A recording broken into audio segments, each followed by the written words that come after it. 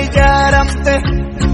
biyya of qabachiistu kan diinagamte faajjii kee tolkaafnaa kan ittiin beekamte diina kee mancaafnaa kan itti beekamte walabummaa kee hawwina Oromiyaati yaa kabajamtuu biyya biyya diigam lamee godhani jaaramte biyya of qabachiistu kan diinagamte faajjii kee tolkaafnaa kan ittiin beekamte diina kee mancaafnaa kan itti beekamte walabummaa kee hawwina Oromiyaati yaa kabajamtuu biyya akka maqaa keetii amma maqaa keetii fuuleen barreessine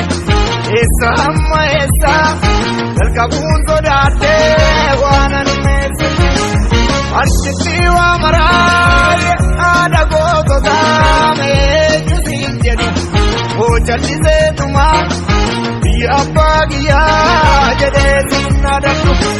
wiirtuu sirna gadaa galma dimookiraasii murtuun balbala Oromiyaa kiyyaa kabajaatiif mala addunyaa jaalala soortuu haadha yeessaa yawwisuu ambadaare Oromiyaa yoo galanni kee ammanaare soortuu haadha yeessaa yawwisuu ambadaare Oromiyaa yoo galanni kee ammanaare soortuu haadha yeessaa yawwisuu ambadaare Oromiyaa yoo galanni kee ammanaare Oromiyaa biyya koo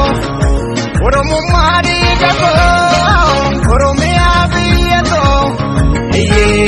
suumatu nuuf biyya suumatu nuuf biyya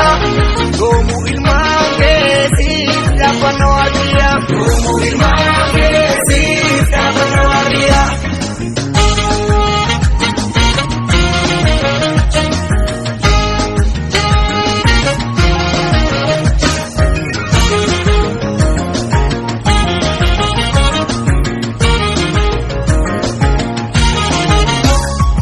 Oromeen ilmaan kee waan joormaa itti jettee morma harkallee guuteraa kan lubbuutiif laatu waa ittiin gaaffitu lafee keetiin lafee caccabsan malee si caccabsiisudha haadha safuuf duudha humna siin dorgomuu oolmi eessaa buudha uchuunsee harkasaa kan waaqni badaasee harkormaan ibsu ilmaan kee wal taane acheerraa jabeessina maaganni kennimmisu soortuu haadha yeessaa yawwisuu ambadaare Oromiyaa yoo galanni kee ammanaare soortuu haadha yeessaa